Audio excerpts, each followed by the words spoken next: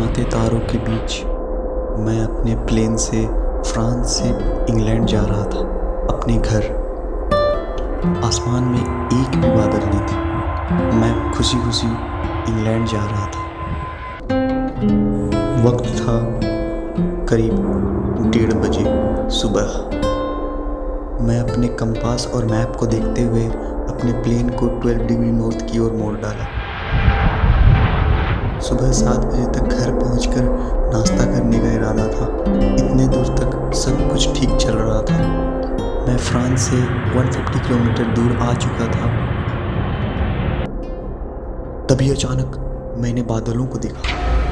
तूफानी बादल, वो बहुत बड़े थे।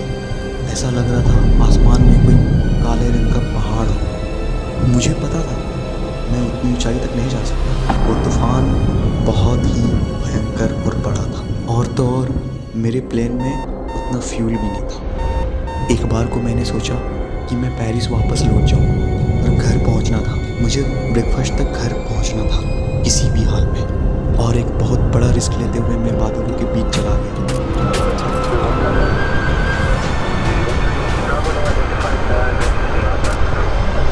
सब कुछ अचानक पूरे अंधकार से ढक गया था।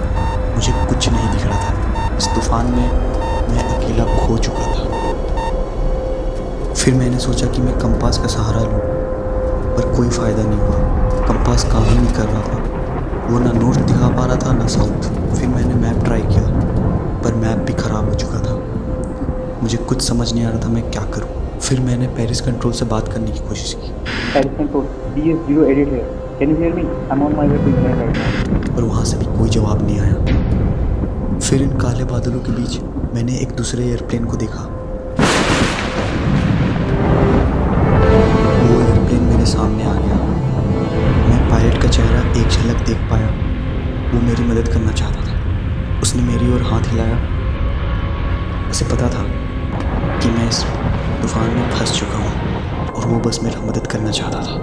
उसने इशारा किया कि मुझे फॉलो करो, और मैं उसे फॉलो करता रहा। वो जस्ट मेरे आगे ही अपनी प्लेन को ले जा रहा था ताकि मुझे फॉलो करने में आसानी हो। मुझे कोई आइडिया नहीं था कि मैं कहाँ जा रहा हूँ। मुझे कुछ नहीं पता था कि मैं यहाँ से निकल पाऊँगा भी या नहीं।